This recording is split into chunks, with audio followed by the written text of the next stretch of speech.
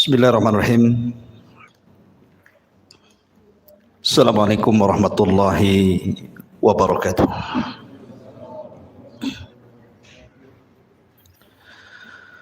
Bihamdillahi wassalatu wassalamu ala rasulillah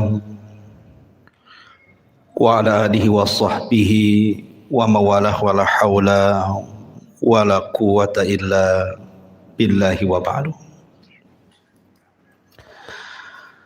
Alhamdulillah, segala puja dan puji hanya milik Allah subhanahu wa ta'ala. Salawat dan salam kita hadiahkan kepada Rasul kita Nabi besar Muhammad sallallahu alaihi wa ala alihi wasallam. Pembahasan di malam hari ini, karena ini kajian tematik, maka kita akan membahas tentang rihlatu ilal akhirah, perjalanan manusia dari sejak lahir, kemudian wafat, kemudian menuju alam akhirat dan segala macam yang terjadi setelah kematian, sampai Allah masukkan kita ke dalam surga, atau na'udzubillah, mungkin sebagian manusia Allah masukkan ke neraka. Ini yang kita akan bahas. Memang pembahasannya panjang, jadi saya mohon minta kesabaran jamaah sekalian, karena saya akan berusaha menyingkat tetapi tidak menghilangkan yang penting-penting dari segi akidah yang wajib diimani oleh seorang mukmin. Ma'asyiral muslimin yang dimuliakan Allah subhanahu wa ta'ala, kita tahu bahwa makhluk yang pertama kali Allah subhanahu wa ta'ala ciptakan adalah Arsyur Rahman, arsy-Nya Allah subhanahu wa ta'ala. Kemudian setelah itu Allah ciptakan air atau lautan di atas langit. Makanya Rasul mengatakan wa arsyuhu 'alal ma', dan arsy-Nya Allah itu di atas air. Kemudian setelah itu Allah subhanahu wa ta'ala ciptakan pena, dan Allah subhanahu wa ta'ala katakan kepada pena atau kolam, uktub kulla syai'in ila yaumil qiyamah, catat segala sesuatu yang akan terjadi sampai kiamat dibangkitkan. Maka kolam pun kemudian mencatat segala sesuatu yang kemudian diletakkan di sebuah papan yang disebut dengan lauh, dan papan tersebut dijaga oleh para malaikat sehingga disebut Lauhil Mahfuz. Maka setelah itu Allah subhanahu wa ta'ala menciptakan yang lainnya, termasuk menciptakan langit dan bumi dalam 6 hari. Dimulai hari Ahad, Allah ciptakan bumi 2 hari, Ahad dan Senin. Kemudian setelah itu Allah subhanahu wa ta'ala ciptakan langit hari Selasa dan Rabu. Kemudian Allah subhanahu wa ta'ala kembali ke bumi, dan Allah ciptakan segala sesuatu yang dihajatkan makhluk yang akan tinggal di bumi, seperti lautannya, hutan-hutannya, binatang-binatangnya, dari hari Kamis ke hari Jumat. Itulah yang disebutkan dalam Al-Quran bahwa Allah menciptakan langit dan bumi itu fi sittati ayyam, pada 6 hari. Makhluk yang berakal pertama yang Allah ciptakan adalah malaikat. Kemudian setelah itu jin. Baru makhluk yang berakal terakhir adalah manusia, dimulai daripada Adam alaihi salatu wassalam. Dan tartib ini berdasarkan sabda Nabi, khuliqatil malaikatu min nur wa khuliqatil jan min marijim min nar wa khuliqa lakum wa khuliqa adam mimma wusifa lakum. Diciptakan malaikat dari cahaya, diciptakan jin dari ujung nyala api, dan diciptakan Adam sebagaimana yang Allah sifatkan kepada kalian. Sepertilah bentuk Adam alaihi salatu wassalam. Tapi tentu penciptaan Adam akan berbeda dengan anak turunannya, karena Adam diciptakan oleh Allah subhanahu wa ta'ala secara langsung, di mana Allah subhanahu wa ta'ala perintahkan malakul maut untuk mengambil tanah-tanah dan sifat-sifat tanah yang ada di bumi, kemudian diangkat ke langit dan dibentuk. Setelah dibentuk sedemikian rupa, sehingga Allah katakan laqad khalaqnal insana fi ahsani taqwim, kami ciptakan manusia itu seindah-indahnya bentuk. Maka Allah subhanahu wa ta'ala tiupkan ruh, dan Allah perintahkan malaikat untuk sujud kepada Adam. Wa idh qala rabbuka lil malaikati isjudu li Adam fasajadu illa iblis. Dan ketika Allah perintahkan kepada para malaikat sujudlah kepada Adam, semua malaikat sujud kecuali iblis. Iblis tidak mau sujud. Dari sinilah penciptaan Adam sejak saat itu memiliki musuh yang disebut dengan iblis. Sebagian ulama mengatakan iblis ini dari kalangan malaikat yang maksiat, tapi pendapat yang kuat iblis ini dari kalangan jin, sebagaimana Allah katakan kana minal jin fa fasaqa an amri rabbi. Iblis itu bagian dari jin yang bermaksiat kepada perintah Allah subhanahu wa ta'ala. Kemudian Adam alaihi salatu wassalam Allah masukkan ke dalam sorga. Sorga itu sesuatu yang nikmat di dalamnya. Ada kebun-kebunnya, ada tanam-tanamannya, ada rumah-rumah yang indah, istana-istana yang megah, sungai-sungai yang luar biasa. Namun karena Adam hidup sendirian, Adam ketakutan di sorga. Sehingga Allah subhanahu wa ta'ala kehendaki untuk menciptakan satu makhluk yang akan menemani Adam di sorga. Tidurlah Adam. Tiba-tiba Allah ambil tulang rusuk yang paling atas, yang dekat jantung, yang paling bengkok sebelah atas, kemudian diciptakan Hawa dari tulang itu. Makanya Rasul mengatakan khuliqatil mar'atu min dila'in. Manusia, wanita itu diciptakan dari tulang rusuk yang paling atas, yang paling bengkok, yang dekat dengan jantung.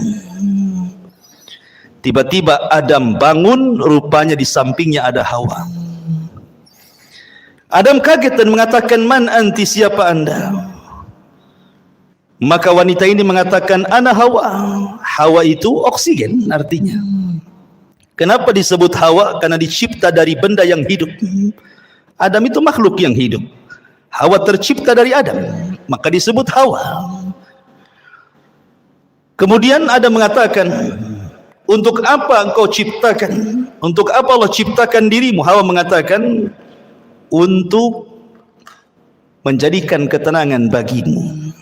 Dari sini Allah katakan, wa min ayatihi an khalaqalakum min anfusikum azwaja litaskunu ilaiha wa ja'ala bainakum mawaddatan wa rahmah inna fi dzalika laayatin liqaumi yatafakkarun.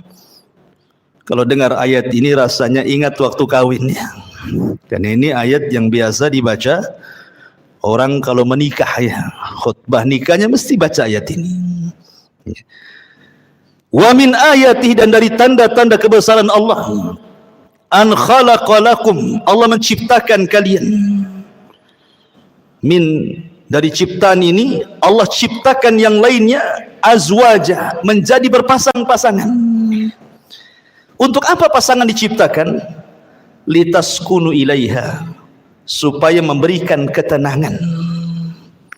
di mana suami tenang dengan istrinya, istri tenang dengan suaminya. Makanya orang yang tidak pernah menikah nggak akan tenang. Tenang-tenangnya pun tidak akan tenang dia. Gimana? Masak sendiri kan itu. Nyuci sendiri, gimana bisa tenang? Ya. Nggak akan tenang. Dan ketenangan itu mukjizat dari Allah Subhanahu wa taala. Dengan ketenangan itu lahirlah mawaddatan warahmah. Timbul rasa cinta, timbul pula kasih sayang di situ. Padahal sebelumnya tidak saling mengenal. Terkadang main jodoh-jodohan saja tuh. Tapi dari sini Allah ciptakan Hawa untuk Adam supaya Adam tenang di sorga. Tapi dengan hikmah Allah Subhanahu wa taala yang Allah kehendaki, yang sudah dicatat di Lauhil Mahfuz, Adam pun harus melakukan satu maksiat di sorga. Ketika Allah Subhanahu wa taala katakan wala taqraba hadhihi syajarah, jangan dekat-dekat pohon ini. Dekat saja tidak boleh, apalagi makan. Begitu bahasa Quran. Seperti Allah mengatakan wala taqrabu zina, dekat zina saja tidak boleh, apalagi berzina. Karena kalau sudah mendekat pasti melihat, kalau sudah melihat penasaran, kalau penasaran ingin pula mencicipi, akhirnya kemudian memakannya. Ada kisah Israiliyat. Ini kisah Israiliyatnya. Kisah Israiliyat itu tidak mengapa dikisahkan, tapi jangan didustakan, jangan dibenarkan. Makanya Rasul mengatakan hadithu an Bani Israil wala haraj. Tidak mengapa kisahkan Bani Israel kalau itu tidak bertentangan dengan syariat Islam. Adam itu tidak memakan buah sampai habis, tidak. Dia hanya nyicipi sedikit saja. Ketika kemudian sampai di tenggorokan, Adam ingat. Maka keselaklah Adam. Makanya setiap laki-laki pasti ada hulkumnya di sini. Ada yang benjolan di sini kan? Ya, itu karena Adam keselak katanya. Keselak buah itu di sini, buah khuldi. Adapun Hawa habis pula dia. Wah, beda pula laki-laki dengan perempuan. Biasanya perempuan agak rakus ya. Habis dia. Dengan sebab itulah maka Allah Subhanahu wa taala uji Hawa dengan keluar darah haid. Dari situlah maka keturunannya para wanita pasti setiap bulan akan keluar darah haid. Ini kisah Israiliyat. Maka kemudian Allah Subhanahu wa taala murka. Kemudian Allah Subhanahu wa taala usir Adam, Hawa dan iblis. Dan Allah katakan kulnah bitu minha jami'ah, keluar kalian semua dari sorga. Hei Adam, hei Hawa, hei iblis, keluar. Fa imma ya'tiyannakum minni hudan fala khaufun alaihim walahum yahzanun. Kelak setelah kalian bertiga di bumi, kami akan turunkan petunjukku. Maka siapa yang mengikuti petunjukku tidak akan merasa takut dan tidak akan bersedih hati. Dalam ayat yang lain, fala yadhillu wala yashqa, tidak akan tersesat dan tidak mungkin celaka. Dengan takdir Allah, iblis diturunkan di lautan, Adam diturunkan di Sri Lanka, dan Hawa diturunkan di Jeddah. Maka iblis membuat istananya di atas air. Kemudian Adam harus berjalan entah berantah ke mana. Begitu juga Hawa, tidak dijelaskan waktunya. Tiba-tiba kemudian keduanya berjumpa di Muzdalifah. Kemudian keduanya pun akhirnya sampai di Arafah.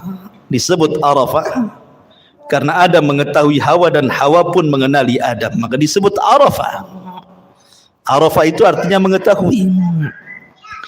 Maka dari situlah Allah ajarkan satu kalimat, kalimat yang siapapun membacanya gugur semua dosanya. Apa kalimatnya? Rabbana zalamna anfusana wa illam taghfir lana wa tarhamna lanakunanna minal khasirin. Inilah kalimat yang pertama diucap di kolong langit. Adam dan Hawa diajarkan kalimat ini, fatalaqqa Adam min rabbihi kalimat. Rabbana zalamna anfusana ya Rabb, kami telah mendolimi diri-diri kami. Kalau engkau tidak merahmati dan tidak mengampuni dosa kami, tentu kami termasuk orang-orang yang merugi. Maka Adam dan Hawa pun Allah ampuni dosa-dosanya, kemudian keduanya diizinkan untuk masuk ke haram. Maka Adam pun menetap di tempat yang di situ dibangun Ka'bah hari ini. Itulah tempat pertama di bumi Allah diibadahi oleh manusia. Disitulah Adam beribadah bersama Hawa. Kemudian Allah Subhanahu wa taala takdirkan Adam berhubungan dengan Hawa. Dari sini anak turunan Adam penciptaannya berbeda. Sebagaimana hadis Abdullah ibn Mas'ud radhiyallahu anhu, ketika Allah Subhanahu wa taala menciptakan manusia, pertama kali Allah pertemukan air sperma, kemudian masuk ke rahim perempuan, maka 40 hari menjadi segumpal nutfah sperma. Kemudian 40 hari berikutnya menjadi segumpal darah. Kemudian 4 hari berikutnya menjadi segumpal daging. Kemudian terangkailah badan manusia. Artinya kalau sudah 4 bulan sudah berbentuk tuh. Mana kepalanya, mana tangannya, mana badannya, mana kakinya. Di USG pun tahu kelaminnya sekarang. Disitulah Allah tiupkan ruh lewat para malaikat, dan Allah perintahkan malaikat itu tiupkan ruh kepada janin itu. Kemudian catat rizkinya, catat amalannya, catat ajalnya, catat su'ul khotimah dan husnul khotimahnya. Maka setelah 9 bulan, maka lahirlah janin tersebut menjadi manusia.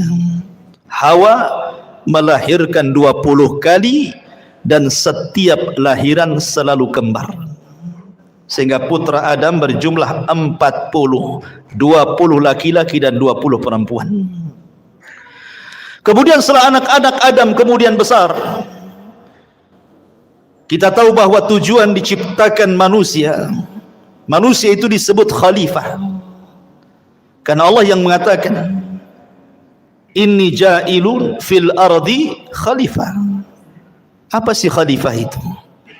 Khalifah itu artinya yakhlufu ba'duhu ba'dha. Artinya manusia ini makhluk yang bergenerasi. Meninggal generasi pertama, lahir generasi kedua. Meninggal generasi kedua, lahir generasi ketiga, dan begitu seterusnya. Itu disebut khalifah. Sehingga Adam harus punya keturunan, karena Adam tidak mungkin hidup selamanya. Anak-anaknya pun tidak mungkin hidup selamanya. Makanya Allah syariatkan kepada anak-anak Adam untuk menikah, tetapi dengan cara silang, di mana masing-masing kembaran tidak boleh menikah dengan kembarannya, tetapi disilangkan dengan kembaran orang lain. Maka anak terbesar Qabil dan adiknya Habil diperintah untuk menyilang. Tiba-tiba Qabil terfitnah oleh iblis. Iblis datang kepada Qabil, mewaswasi Qabil, karena selama ini iblis berusaha untuk menggoda Adam dan Hawa. Adam dan Hawa sudah kapok, tidak mungkin digoda lagi, cukuplah godaan terjadi di sorga, sehingga iblis tidak bisa menggoda Adam dan Hawa. Akhirnya yang digoda adalah anak turunannya. Datang kepada Qabil dan mengatakan jangan mau, itu kembarannya si Habil itu jelek, kembaranmu cantik, ngapain kau dapat jelek, bagus dapat yang cantik. Dari sini kita tahu tabiat laki-laki itu suka yang cantik. Kalau perempuan ganteng itu bonus, yang penting kaya, ya kan, cukup gitu ya. Kalau perempuan, kalau laki-laki yang penting cantik walaupun kere. Akhirnya kemudian Qabil menolak, seolah-olah ini putusan bapaknya bukan putusan Allah. Adam bukan ayah yang diktator. Dia berdoa kepada Allah untuk mencari solusi. Maka Allah Subhanahu wa taala perintahkan keduanya untuk berkurban. Dan Allah katakan watslu alaihim naba abnai adam bil haqq idh qarraba qurbanan fatuqbila min ahadihima wa lam yutaqabbal minal akhar. Ya Muhammad, bacakan kepada mereka tentang kisah dua putra Adam yang dua-duanya berkorban untuk memperebutkan pasangannya. Allah terima salah satunya dan Allah tolak yang lainnya. Yang ditolak korbannya adalah Qabil, yang diterima korbannya adalah Habil. Qabil marah dan mengatakan la aqtulannak, saya akan bunuh kamu. Karena Habil mewarisi sifat Adam. Dia mengatakan la imbasatta yadaka litaqtulani ma ana bibasiti yadiya ilaika liaqtulaka inni akhafullah. Kalau engkau hendak membunuhku silakan, tapi aku tidak akan membunuhmu karena aku takut kepada Allah Subhanahu wa taala. Betul, Qabil berhasil membunuh Habil. Inilah pembunuhan pertama yang disebabkan hasad pertama di alam semesta. Meninggal Habil. Qabil bingung bagaimana cara penyelenggaraan jenazah, karena kan belum pernah ada orang mati saat itu. Baru Habil orang yang pertama kali mati. Mau diapakan jasad ini? Akhirnya kemudian Qabil melihat ada burung gagak yang sedang berkelahi dengan temannya. Kemudian dibunuh salah satunya. Kemudian dengan tangannya dikorek-koreklah tanah itu. Kemudian dimasukkan kawan yang dibunuhnya. Kemudian dipendam lagi. Kata Qabil, duhai kiranya aku bisa mengambil pelajaran dari gagak itu. Akhirnya dia pun menguburkan abangnya Habil seperti menguburkan burung gagak yang membunuh temannya. Singkat cerita, Adam pun sedih, maka Qabil pun mengambil kembarannya kemudian berpisah dari kelompok Adam. Adam di atas perbukitan, Qabil pun membawa pasangannya ke lembah yang ada di bawah. Terjadilah dua kelompok, kelompok atas perbukit dan kelompok bawah di lembah. Maka kemudian Adam pun meninggal, Hawa pun meninggal. Maka wasiat-wasiat Adam terus akhirnya ditanamkan di anak didiknya sampai kepada Allah angkat Nabi kedua setelah Adam, namanya Syith. Syith inilah yang menjaga kabilah Adam. Sementara tidak diutus Nabi kepada kabilah Qabil. Rusaklah Qabil dan semua anak cucunya. Dari sini terjadi antara hak dan yang batil sudah ada. Tapi ingat, belum terjadi kesyirikan di zaman itu. Mereka masih menyembah Allah. Cuman rusak moralnya saja. Qabil dan turunannya moralnya rusak. Tapi Syith dan kaumnya masih mengikuti wasiat Adam. Apalagi Syith diberikan suhuf oleh Allah Subhanahu wa taala untuk membimbing umatnya. Singkat cerita, akhirnya Syith meninggal dunia. Kemudian diutus Idris kepada mereka, Nabi setelah Syith. Maka Idris terus berusaha untuk mendakwahi kaumnya dan kaum anak turunan Qabil. Sampai akhirnya era Nuh alaihi salatu wassalam. Kemudian terjadi bandang banjir yang luar biasa, adab sebagai kaum Nuh. Akhirnya tidak ada yang hidup kecuali perahu Nabi Nuh. Lah Nuh itu punya 3 putra, namanya Syam, Ham dan Yafis. Setelah kapal Nuh kemudian bersandar di bukit Judi Irak, kemudian 3 putra Nuh ini menyebar ke seantero dunia. Syam melahirkan keturunan Arab, Ham melahirkan orang-orang yang berkulit hitam. Kemudian Yafis ke daratan Afrika, ke daratan Asia, lahirlah kita-kita ini, turunan Yafis. Maka menyebarlah manusia kemana-mana. Kemudian diutus para nabi. 120.000 nabi diutus oleh Allah Subhanahu wa taala. 315 rasul Allah utus ke permukaan bumi. Walaupun Al-Quran hanya mencatat 25 nabi dan rasul, 18 nama diantaranya tercantum dalam satu surat, suratul An'am, dan lebihnya tersebar di beberapa ayat, di beberapa surat dalam Al-Quran, sehingga genap menjadi 25 nabi dan rasul. Itu yang kita kenal. Yang tidak kita kenal banyak, ribuan nabi-nabi yang diutus kepada Bani Israel, sampai ditutup dengan kerasulan Nabi kita Nabi Muhammad sallallahu alaihi wa ala alihi wasallam. Ma'asyiral muslimin yang dimuliakan Allah Subhanahu wa taala, ketika kemudian Nabi sallallahu alaihi wasallam diutus, artinya sudah tidak ada nabi lagi, tidak ada rasul lagi, karena dialah penutup para nabi dan rasul. Di sini kita baru pahami ayat Al-Quran yang pertama kali saya baca tadi, fa imma ya'tiyannakum minni hudan fala khaufun alaihim walahum yahzanun. Siapapun yang mengikuti petunjukku, kata Allah, dia tidak mungkin takut dan tidak mungkin bersedih. Apa makna petunjuk di sini? Makna petunjuk di sini, Allah akan turunkan para nabi, Allah akan turunkan kitab-kitab langit. Kitab langit itu jumlahnya 104. Yang 4 ma'ruf di sana ada Taurat, ada Zabur, ada Injil, ada Quran, dan yang 100 tidak ma'ruf. Allah hanya menyebut dengan kalimat suhuf, sehingga Allah mengatakan di dalam suratul A'la, inna hadza la fi suhufil ula suhufi Ibrahim wa Musa. Maka siapapun yang mengikuti petunjuk tidak mungkin tersesat, tidak mungkin celaka di zamannya. Ketika Allah turunkan kitab Taurat, kemudian diberikan kepada Musa, itulah petunjuk Allah. Maka di zaman itu siapa yang mengikuti Musa dan Taurat tidak mungkin sesat, tidak mungkin celaka. Kemudian datang era Zabur dan Daud. Maka siapapun yang mengikuti Zabur dan juga Daud di zamannya, maka mereka tidak mungkin sesat dan celaka. Kemudian datang era Injil dan Isa.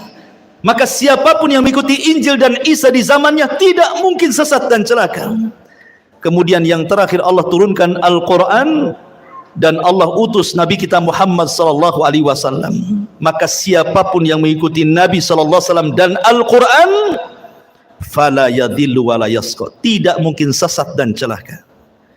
Tetapi setiap para nabi diutus kepada kaumnya, hanya nabi kita diutus kepada seluruh manusia, jinnya dan manusianya. Wa ma khalaqtul jinna wal insa illa liya'budun. Ma'asyiral muslimin yang dimuliakan Allah Subhanahu wa taala, kondisi manusia, Allah Subhanahu wa taala berfirman dalam Al-Qur'an, inna sa'yakum lasyatta, inna sa'yakum lasyatta, fa amma man a'ta wattaqa wa saddaqa bil husna fasanuyassiruhu lil yusra, wa amma man bakhila wastagna wa kadzdzaba bil husna fasanuyassiruhu lil usra. Kehidupan manusia akan berbeda-beda karena Allah mengatakan inna sa'yakum lasyatta, usaha kalian itu berbeda-beda. Ada yang dalam hidupnya manusia ini betul-betul di atas ketaatan, tidak pernah maksiat kepada Allah, dia melaksanakan perintah Allah dan menjauhi larangan, dia berusaha untuk menghalalkan yang Allah halalkan dan menjauhi yang diharamkan Allah.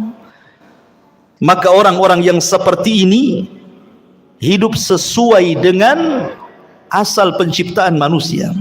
Wa ma khalaqtul jinna wal insa illa liya'budun. Tetapi ada manusia itu yang cenderung kufur. Mereka tidak melaksanakan perintah, cenderung melanggar larangan, menghalalkan yang diharamkan, mengharamkan yang dihalalkan. Maka mereka orang-orang yang celaka. Begitulah manusia. Ada yang mukmin, ada yang kafir, ada yang fasik, ada yang taat, ada yang musyrik, ada yang bertauhid, ada yang beribadah, ada yang bermaksiat. Begitulah macam-macam manusia. Allah katakan, ya ayyuhal insan innaka kadihun ila rabbika kadhan famulaki. Wahai manusia, engkau akan bekerja dengan lelah dan letih. Untuk apa? Ila rabbik, menuju Tuhanmu, kadhan, dengan keletihan, famulaki, dan engkau akan berjumpa dengan Allah Subhanahu wa taala. Artinya bahwa manusia dengan berbagai macam daerahnya, negaranya, bentuknya, wataknya, tujuannya satu. Kita ini sedang berjalan menuju Allah Subhanahu wa ta'ala. Mau tidak mau kita akan berjumpa dengan Allah. Tapi ada yang berjumpa dengan Allah, Allah senang dengan kita.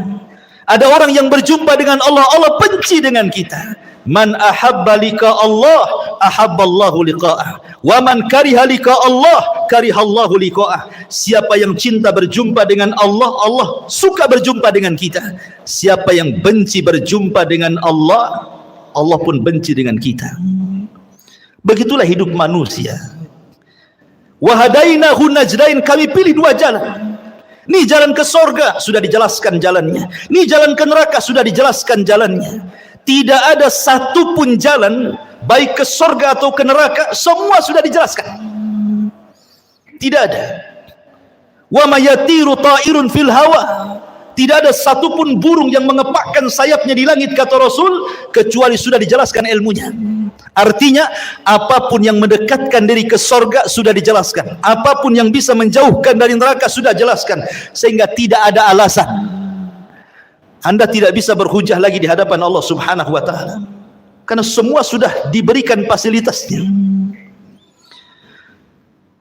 Allah Subhanahu wa ta'ala hanya minta kepada kita bersyukur. Ingat 5 kaidah. Al-ijad, al-i'dad, al-imdad, kemudian al-irsyad, al-is'ad. Pertama, ijad. Allah menciptakan langit dan bumi. Untuk siapa? Untuk kita. Ya. Allah ciptakan langit dan bumi itu untuk kita loh. Lihat matahari di langit. Untuk siapa? Untuk kita. Kalau nggak ada matahari, ibu-ibu nggak bisa jemur pakaian. Kan itu ya. Mungkin kalau nggak ada matahari, PLN sibuk tuh. Karena harus menerangi bumi 24 jam. Mungkin antum tiap bulan mungkin gerutu-gerutu. Mahal kali listrik ini. Padahal sekarang listrik cuma setengah hari saja kan. Malam saja. Itu saja kalau naik udah demo tuh. Gimana kalau nggak ada matahari? Iya kan? Bulan. Untuk siapa? Untuk kita. Ya. Kita bisa mengambil keindahan bulan, bintang-bintang, macam-macam. Apalagi bumi, itu disebut ijad. Allah siapkan tuh langit dan bumi untuk manusia. Kemudian yang kedua, al-i'dad. Setelah Allah ciptakan, Allah persiapkan fasilitasnya. Allah ciptakan lautan dengan berbagai macam jenis ikan-ikannya. Entah berapa jumlah ikan kita tidak tahu, dengan berbagai macam warnanya. Siapa yang ngecat ikan satu-satu? Sudah terwarnai semuanya kan? Nggak ada orang yang sanggup ngecat ikan satu lautan itu. Ada yang merah, ada yang hijau, ada yang macam-macam kan warna itu. Kalau bukan karena Allah. Allah ciptakan hutan dan berbagai macam tumbuh-tumbuhan dan buah-buahannya. Allah ciptakan kebun sawah dan Allah ciptakan berbagai macam biji-bijiannya. Allah ciptakan semuanya. Allah persiapkan fasilitasnya. Kemudian yang ketiga, al-imdad. Allah perbanyak. Satu pohon mangga, buahnya mungkin ada 100-200 mangga. Dari 300 atau 400 mangga yang di satu pohon itu kan semua ada bijinya tuh. Kalau seandainya dari 100 buah mangga di satu pokok mangga ini, bijinya ditanam semuanya, dari satu tumbuh 200. Ya kan? Bahkan ada satu buah itu bijinya ratusan tuh. Seperti buah apa tuh? Yang ratusan itu. Delima kan coba. Satu pohon delima nih, buahnya kan banyak. Ini satu buah saja kalau tertanam semua bijinya, tumbuh macam-macam delima. Itu artinya Allah tidak putus pohon sampai di situ. Ada generasi pohon yang jauh lebih banyak lagi dari turunannya. Itu namanya al-imdad. Allah tidak akan putus nikmatnya.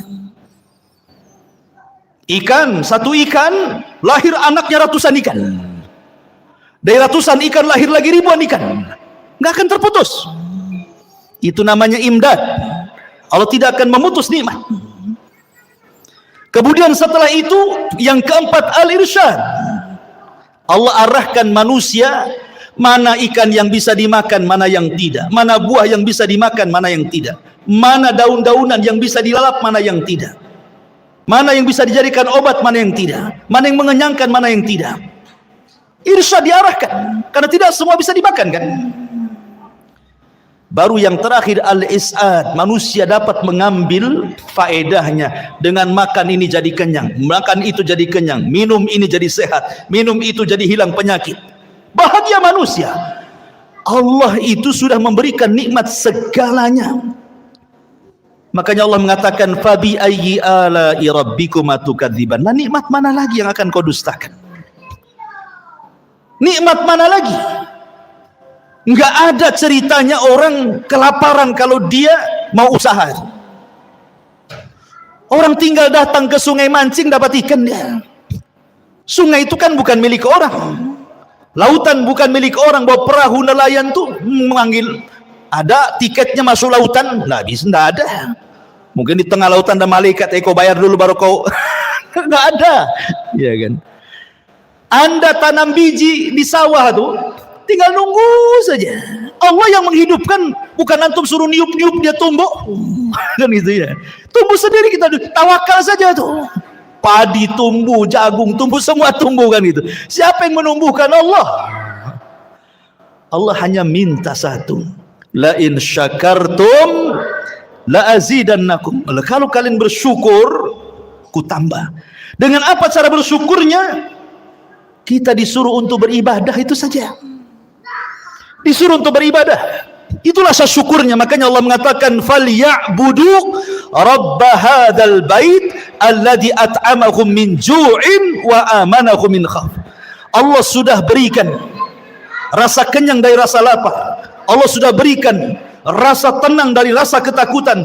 Allah hanya minta falyabudu rabb hadzal bait, sembah Rabb pemilik Ka'bah ini, Allah, itu saja. Tetapi ada manusia yang syukur, ada juga yang ingkar. Itulah manusia.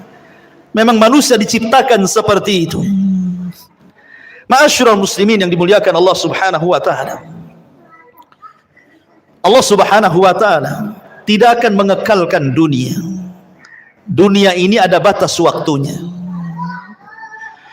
Sejak zaman Adam alaihi salatu wassalam sampai diutusnya Nabi kita yang mulia alaihi salatu wassalam, artinya usia bumi itu semakin dekat dari kehancurannya. Karena Rasul yang mengatakan buistu ana was-sa'ah kahataini, diutusnya aku dengan tegaknya hari kiamat seperti ini. Rasul menegakkan syababah, telunjuk dengan jari tengah kemudian merapatkannya, artinya dekat sekali waktunya. Dan Allah Subhanahu wa taala Maha Adil. Allah tidak langsung sekonyong-konyong mendatangkan kiamat, tidak. Allah tidak mendatangkan kiamat langsung tiba-tiba digempakan satu dunia, tidak. Allah itu adil, rahim kepada hamba-hambanya. Diberikan kesempatan untuk taubat, diberikan kesempatan untuk masuk surga dengan dikirim tanda-tanda kiamat kecil. Dan 90% lebih tanda-tanda kiamat kecil itu hampir semua sudah terjadi dan kita bisa saksikan setiap hari ada. Hanya mungkin 10% saja yang belum terjadi. Ya kurang lebih seperti itu. Artinya 90% sudah terjadi sejak zaman Nabi sampai hari ini. Karena tanda-tanda kiamat kecil itu ada yang terjadi di zaman Nabi dan tidak akan terulang. Seperti terbelahnya bulan, itu di zaman Nabi saja, nggak mungkin terulang lagi. Ya. Kemudian diutusnya Rasul dan meninggalnya Nabi sekali saja, nggak mungkin Nabi dihidupkan lagi. Tapi ada tanda-tanda yang terus dari zaman Nabi sampai hari ini akan terulang, seperti perzinahan, minum khamr, perjudian, dan begitu seterusnya. Tapi ada tanda-tanda kiamat kecil yang belum terjadi dan pasti terjadi. Dan ada tanda-tanda kiamat kecil yang diselipkan di antara tanda-tanda kiamat besar. Apabila semua tanda-tanda kiamat kecil, ikhwan, sudah ada, sudah terjadi, maka Allah Subhanahu wa taala akan kirim tanda-tanda alamatus saatil kubra, tanda-tanda kiamat besar. Muqaddimahnya dengan khurujul Mahdi, keluarnya Imam Mahdi. Kemudian setelah itu khurujul Dajjal, keluar Dajjal. Dajjal ini akan keluar selama 40 hari. Satu hari sama dengan setahun, hari kedua sama dengan sebulan, hari ketiga sama dengan sepekan, dan hari keempat sama dengan hari-hari waktu yang kita lalui. Sampai sahabat bertanya Rasul, yang satu hari bagikan satu tahun, cemana solatnya? Maka Rasul mengatakan, solatlah dengan cara mengira-ngira waktu. Oh, kalau dari asar ke maghrib sekian jam, berarti masuk waktu maghrib. Dari maghrib ke isya, oh cuma 2 jam, berarti masuk waktu isya. Karena 1 tahun lama, ikhwan.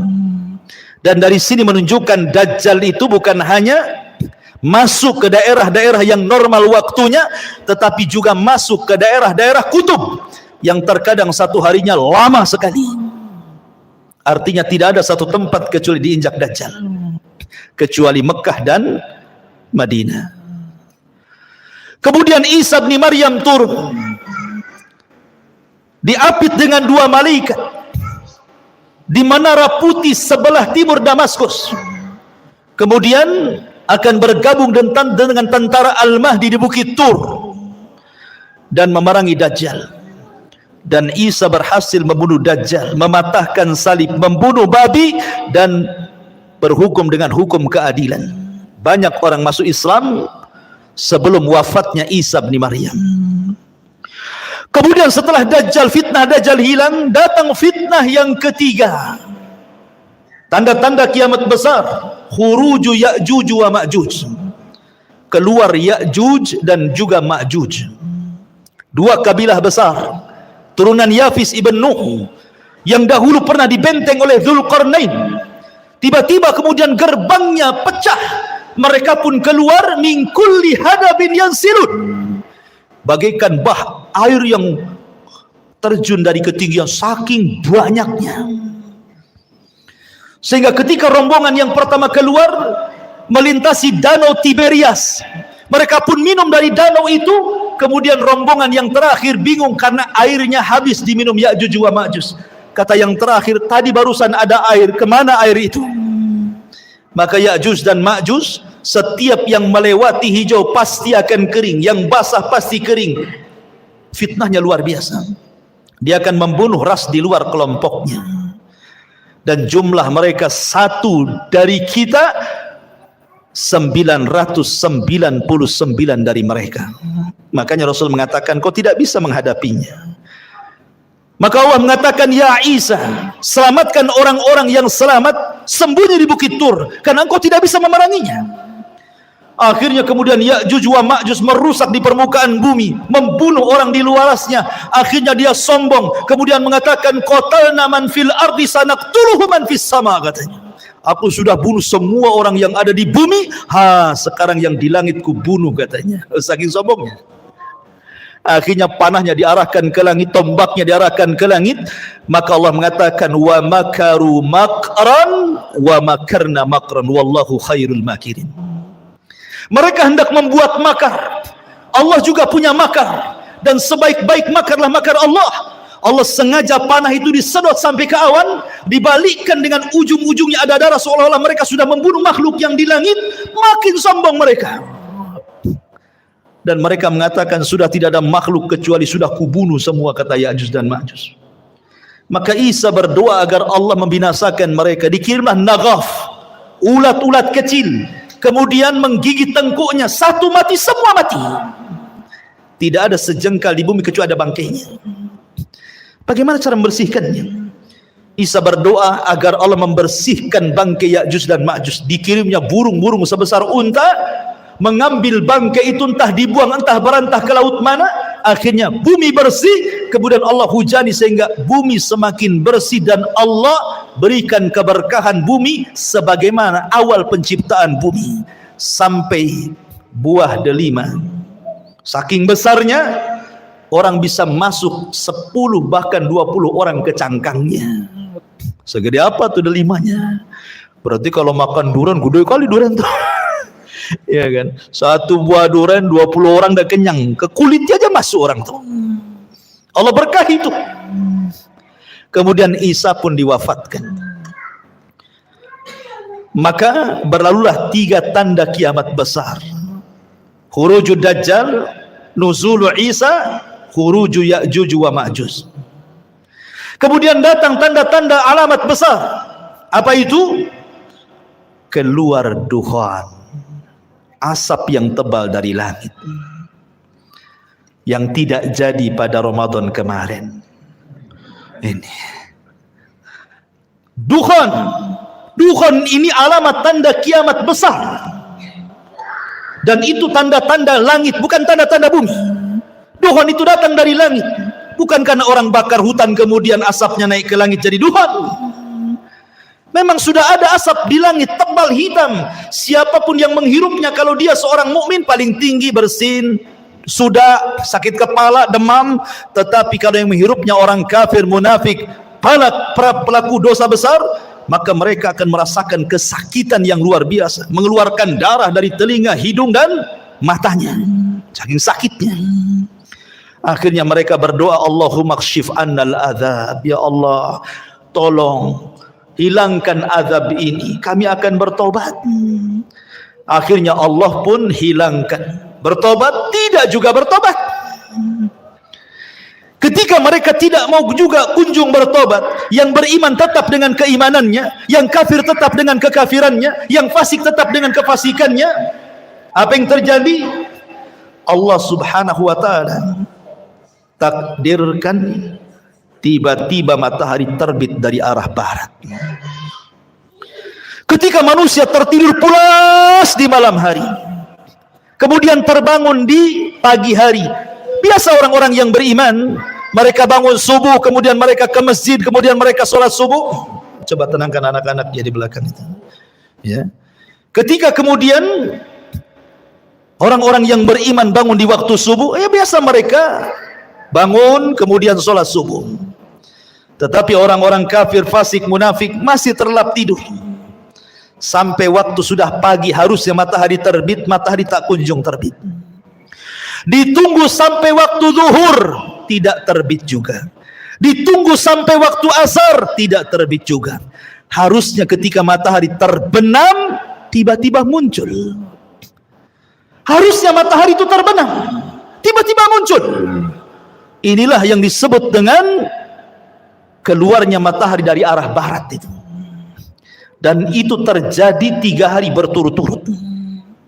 Semua manusia menangis, semua manusia menyesal. Orang-orang yang menyembah berhala, dibuang berhalanya. Apa manfaat membuang berhala? Ustadz sudah resign, tidak jadi ustadz lagi, karena percuma berdakwah. Tobat sudah ditutup, karena pintu tobat itu akan diterima di 2 waktu. Pertama, nyawa belum sampai di tenggorokan. Yang kedua, matahari sudah belum terbit dari arah barat. Kalau sudah nyawa di tenggorokan, matahari terbit dari arah barat, maka Allah mengatakan, la yanfa'u imanukum, tidak akan bermanfaat iman kalian. Tidak akan bermanfaat iman kalian. Lalu apa gunanya bertobat? Maka kemudian setelah 3 hari, Allah munculkan dabatun minal ar, binatang yang muncul dari perut bumi bisa bicara. Dalam hadis yang lemah, ada yang mengatakan kisah Israiliyat, tangan kanannya memegang stempel Nabi Sulaiman dan tangan kirinya membawa tongkat Nabi Musa. Setiap berjumpa dengan orang mukmin distempel dahinya, bercahaya mukanya. Setiap berjumpa dengan orang kafir dipukul dengan tangan kiri dengan tongkat Musa, gosong semua wajahnya. Dari situ hilang nama, yang ada hanya kalimat mukmin dan kafir. Dan tidak tersinggung kalau ada orang dikatakan mau kemana min, mau ke pasar fir, nggak tersinggung. Kalau sekarang tersinggung. Orang kafir kita kafirkan saja, orang Islam tersinggung. Jangan dibilang kafir, bilang non muslim katanya. Kan itu ya. Nanti di akhir zaman loh, orang mukmin mengkafir-kafirkan orang kafir, nggak tersinggung. Kenapa pula orang sekarang tersinggung? Kan gitu kan, aneh gitu ya. Kafir itu ada bahasanya dalam Quran, lam yakunil ladzina kafaru. Siapa kafaru? Min ahlil kitab, orang Yahudi dan Nasrani. Kalau Allah katakan Yahudi kafir, kita katakan kafir. Kalau katakan Nasrani kafir, kita katakan kafir. Harus dikatakan apa lagi? Allah yang mengatakannya, kita kan hanya mengikuti apa yang Allah katakan. Kecuali kalau Allah tidak kafirkan, Anda kafirkan, nah itu jangan. Kok Anda ini masuk ke khawarij namanya, mengkafir-kafirkan yang bukan orang kafir, akhirnya sampai mengebom sana sini jadinya. Itu manhaj takfir, tidak boleh. Ya. Maka setelah kemudian tidak ada satupun manusia kecuali stempel oleh dabatul ar ini, binatang yang melata yang bisa bicara ini. Binatang ini tidak membunuh, dia hanya menstempel-stempel saja. Kemudian binatang ini pergi entah berantah, hilang, karena ini tanda-tanda kiamat. Setelah itu kemudian muncul tanda-tanda yang keberapa? Yang ke-7. Pertama, Dajjal. Kedua, turunnya Isa. Ketiga, munculnya Ya'juj dan Ma'juj. Keempat, asap tebal dari langit Tuhan. Kelima, terbit matahari dari arah barat. Keenam, munculnya binatang yang melata yang keluar dari perut bumi dan bisa bicara dan menstempel manusia. Ketujuh, terjadi gempa besar dari arah timur, yang bukan hanya merobohkan satu desa, satu negara dirobohkan gara-gara gempa itu. Kemudian yang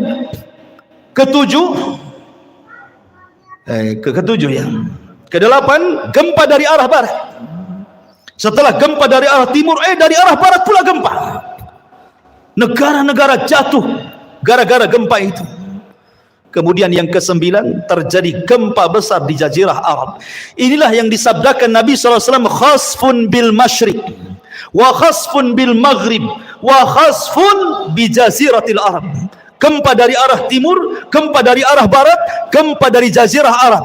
Dan yang terakhir, khurujun nar, munculnya larva, munculnya api yang besar keluar dari perut Aden Yaman dan keluar dari negeri Hijaz. Kemudian api ini bergabung di antara dua tempat ini, menggiring manusia satu dunia, kemudian mengarahkan mereka ke negeri Syam. Api ini tidak membakar manusia, tapi dia membakar yang lainnya, karena tugasnya menggiring manusia sampai ke Syam. Setelah di Syam inilah yang disebut dengan Ardul Mahsyar, bumi perkumpulan manusia satu dunia di situ. Kemudian Allah kirim angin yang sepoi-sepoi, yang dingin banget angin ini. Angin ini masuk ke ketiak-ketiak orang yang masih punya iman walaupun sebiji dzarah. Kemudian Allah cabut nyawanya sehingga tidak ada yang beriman lagi di permukaan bumi. Disinilah Nabi SAW mengatakan, la taqumu sa'ah illa ala syiraril khalqi. Tidak mungkin tegak hari kiamat kecuali orang-orang yang hidup di permukaan bumi, tersisa orang-orang kafir. Orang yang beriman tidak akan merasakan kiamat karena sudah mati semua. Yang merasakan kiamat itu orang kafir, yang Allah katakan yauma, pada hari ketiga, yanfukhu nafkhatan, di mana Allah Subhanahu wa taala memerintahkan malaikat Israfil untuk meniupkan sangkakala pertamanya. Apa yang terjadi? Idza zulzilatil ardu zilzalaha.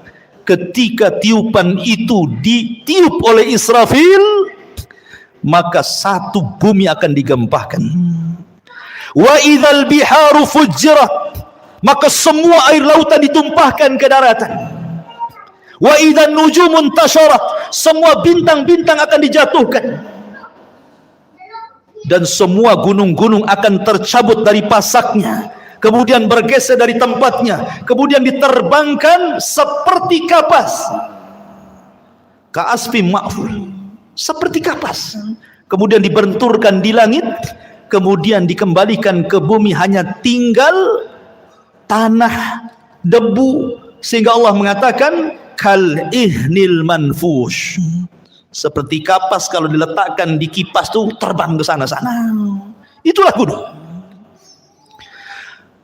Berapa hari penghancuran seperti ini? Lah ketika terjadi kiamat, penghancuran alam semesta, maka Allah Subhanahu wa taala membuka seluruh pintu langit. Wa futihatis sama fakanat abwaba. Pintu langit dibuka semua.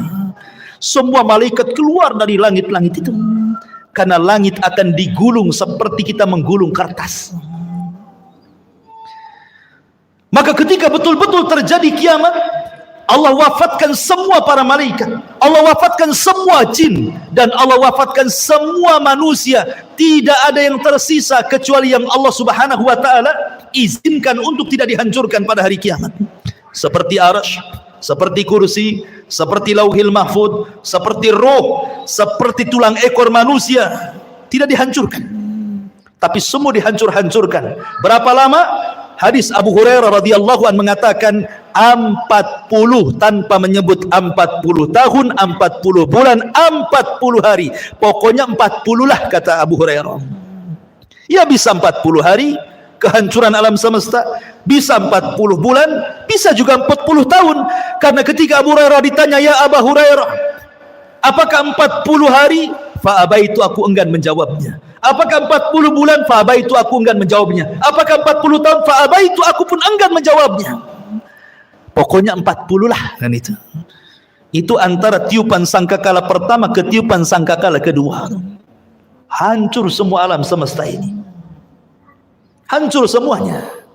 Inilah yang disebut dengan kiamatul kubra, kiamat besar. Ada kiamat kecil, ada kiamat besar.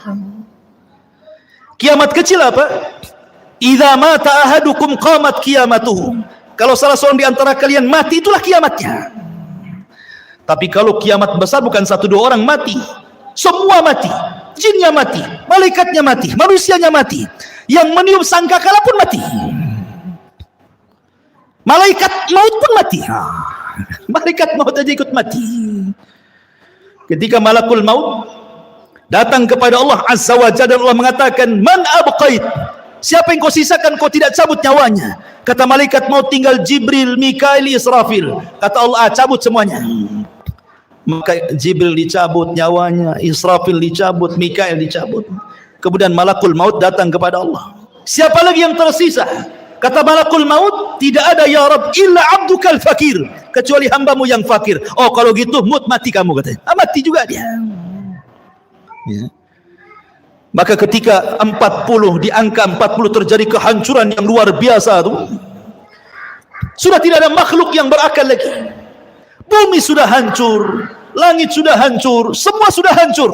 Apa yang terjadi? Allah Subhanahu wa taala berteriak, "Limanil mulkul yaum." Limanil mulkul yaum. Kalian sudah tahu siapa yang berkuasa di alam semesta ini? Tidak ada yang menjawab. Enggak ada malaikat, enggak ada jin, enggak ada manusia, semua mati. Maka Allah jawab sendiri, "Lillahil wahidil qahar." Alam semesta ini pemiliknya hanya zat yang maha satu, yang maha perkasa, Allahu Azza wa Jal. Itulah yang difirmankan dalam surah Al-Fatihah, Maliki Yaumiddin. Itu makna Maliki Yaumiddin itu, raja pada hari pembalasan. Maka setelah kemudian Allah Subhanahu wa taala atur kembali alam semesta untuk menjadi alam akhirat.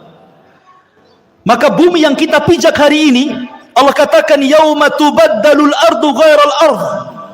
Pada hari di mana bumi Allah hancurkan, kemudian Allah ganti dengan bumi yang baru. Kata para ulama, bukan bumi ini hilang datang bumi baru, tidak. Bumi yang kita pijak ini pula bumi padang mahsyar. Cuman bentuknya dirubah. Yang tadinya bulat kemudian dibentangkan.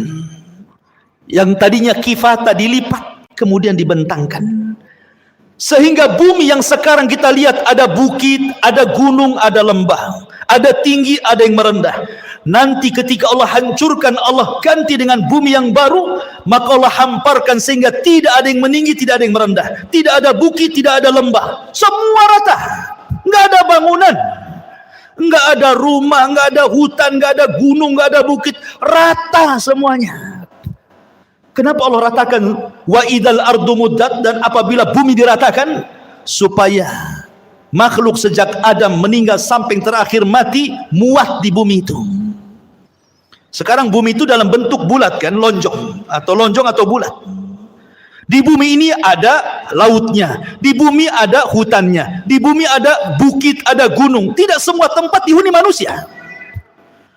Kalau seandainya bumi tidak dirubah, kemudian seluruh manusia dibangkitkan sejak Adam sampai yang terakhir mati, tidak akan muat bumi ini. Makanya kemudian dihancurkan, gunungnya diratakan, ditimbun lautnya diratakan, tidak ada lembah, semua rata, sehingga kalau dibangkitkan semua akan muat di situ. Itulah padang mahsyar. Allah katakan, wa akhrajatil ardu athqalaha. Allah Subhanahu wa taala bangunkan malaikat Israfil untuk meniupkan sangkakalanya yang kedua. Ketika Israfil kemudian bangkit, kemudian meniupkan sangkakala keduanya, maka terjadilah yaumul ba'tsi wan nusyur, hari di mana manusia dibangkitkan kemudian dikumpulkan. Maka ketika itu Allah katakan, wa akhrajatil ardu athqalaha, kami keluarkan beban-beban bumi. Maksudnya manusia, bangkai-bangkai manusia itu semua terangkai kembali dari mana? Dari tulang ekor. Karena tulang ekor manusia tidak dihancurkan pada hari kiamat. Ketika Allah tiup, memerintahkan Israfil untuk meniup sangkakala yang kedua, dari tulang ekor setiap manusia itulah tercipta manusia kembali. Padahal sudah hancur dengan kiamat kan, tapi tulang ekor tidak hancur, karena dari situ Allah kembali ciptakan kita. Kemudian jasad itu dilempar ke permukaan. Bayangkan sejak zaman Adam sampai yang terakhir mati, itu jasad itu bergelimpangan di padang mahsyar. Maka Allah Subhanahu wa taala katakan, wa idzan nufus zuwijat, apabila ruh dilesatkan dari illiyin kalau ruhnya orang yang beriman, kemudian dilesatkan dari sijin kalau ruhnya orang kafir, kemudian masuk ke jasad-jasad mereka tanpa tertukar jasadnya. Nggak mungkin antum tertukar dengan kawan antum. Salah, ini badan antum di sini kok ruhnya masuk situ? Enggak, pasti akan pas ruh dengan jasad, ya itu juga. Ya. Disitulah manusia dibangkitkan. Ketika manusia dibangkitkan, orang-orang kafir ini digambarkan dalam surah Yasin, ya wailana man ba'atsana mim marqadina, katanya, duhai celaka kami, siapa yang membangunkan kami dari tidur-tidur kami ini? Maka mereka digambarkan seperti apa? Seperti larang. Al-qari'atu mal qari'ah wa ma adraka mal qari'ah yauma yakunun nasu kal farashil mabsus, seperti laron. Antum tahu laron? Laron ini kalau ada lampu maka dia akan mengejar lampu, dan mereka terbangnya tidak ada aturan, sehingga karena tidak ada aturan diterjang kawannya, besoknya jatuh semua, sayapnya tak kemana-mana. Begitulah kondisi manusia pada hari kiamat. Orang-orang kafir yang ke barat lari ke timur, yang dari timur lari ke barat, yang selatan lari ke utara, mereka tidak ada tujuan, seperti larang. Yauma yafirrul mar'u min akhihi wa ummihi wa abihi wa sahibatihi wa banihi likulli imri'in yauma idzin sya'nun yughni. Di mana orang lari dari saudaranya, lari dari ibu bapanya, lari dari pasangan dan anak-anaknya. Semua manusia sibuk dengan sendirinya, kecuali orang-orang yang beriman. Dibangkitkan tidak lari. Di sampingnya sudah ada pasangan istri, suaminya, anak, ibu, kakek, semua. Walladzina amanu wattaba'athum walladzina amanu, dan orang-orang yang beriman, wattaba'athum dzurriyyatuhum biimanin, kemudian keimanan diikuti oleh keluarganya, alhaqna bihim dzurriyyatuhum, maka kami kumpulkan keluarga yang beriman di satu tempat. Ketika orang-orang yang beriman ini melihat orang-orang kafir lari ke sana kemari, maka mereka hanya mengatakan, hadza ma wa'adar rahman wa sadaqal mursalun, inilah janji dari Allah Ar-Rahman dan benarlah ucapan para nabi. Ma'asyiral muslimin yang dimuliakan Allah Subhanahu wa taala, ketika itulah baru ada penyeru di tengah-tengah padang mahsyar. Kemudian barulah manusia tertuju kepada satu suara, dan Allah Subhanahu wa taala bahasakan kal jaradil muntashir, seperti belalang-belalang yang sedang berterbangan. belalang itu kalau terbang bersama koloninya pasti akan tertuju kepada satu titik. Maka semua tertuju kepada satu titik. Di sini disebut dengan ardul mahsyar. Kita akan dikumpulkan. Ya. Ketika mereka dibangkitkan, Nabi SAW mengatakan, yuhsyarun nas yaumal qiyamah khufatan, uratan, ghurlan, buhman. Ketika manusia dibangkitkan khufat, tidak pakai celana, tidak pakai baju, telanjang bulat. Kemudian tidak dikhitan. Kemudian tidak pakai sandal. Kemudian tidak membawa harta di badan. Mau siapapun anda mau presiden, mau menteri, mau orang kaya, dibangkitkan sama. Karena di hari itu tidak ada yang membedakan antara si kaya dengan si miskin, si pejabat dan si rakyat. Semua sama. Dibangkitkan seperti itu. Lalu apa yang disombongkan? Di padang mahsyar itu macam-macam harus yang dibangkitkan. Ada yang dibangkitkan kecil sekali, sehingga dia harus terseok-seok dengan orang-orang yang besar, hampir terinjak kakinya. Mereka lah orang-orang yang sombong di dunia. Allah bangkitkan seperti zarrah di akhirat, seperti kecil, seperti semut di tengah-tengah orang besar, sehingga terseok-seok harus menghindari larinya kaki orang tuh. Ya, di dunia dia merasa besar, sombong. Di akhirat Allah kecilkan. Ada yang berteriak-teriak, ya Rab, ya Rab, tapi Allah tidak memandangnya. Allah tidak mengajak bicara dengannya. La yanzurullahu yaumal qiyamah. Allah tidak akan melihatnya walaupun dia berteriak, ya Rab, ya Rab, ya Allah, ya Allah. Ada orang-orang yang tidak akan dilihat oleh Allah pada hari kiamat. Ada orang-orang yang tidak akan disucikan oleh pada hari kiamat, tidak akan diajak bicara oleh Allah pada hari kiamat. Ada orang-orang yang lari, tetapi mereka berjalan dengan kepala kakinya di atas. La haula wala quwata illa billah. Bagaimana caranya? Allahu a'lam. Allah atas segala sesuatu maha mampu menjalankan orang dengan kepalanya kakinya di atas.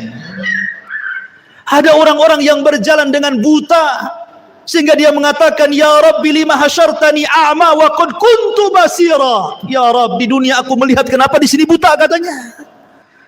Macam-macam orang itu di padang mahsyar itu, ikhwan. Karena orang dibangkitkan itu ala ma mata alaih, sebagaimana kematiannya. Ada ketika di dunia dia menusuk-nusuk untuk bunuh diri, maka ketika dibangkitkan di tangannya sudah ada pisau sedang menusuk-nusuk badannya. Ya, bayangkan, manusia dibangkitkan itu macam-macam bentuknya. Baru kemudian manusia dikumpulkan di satu tempat.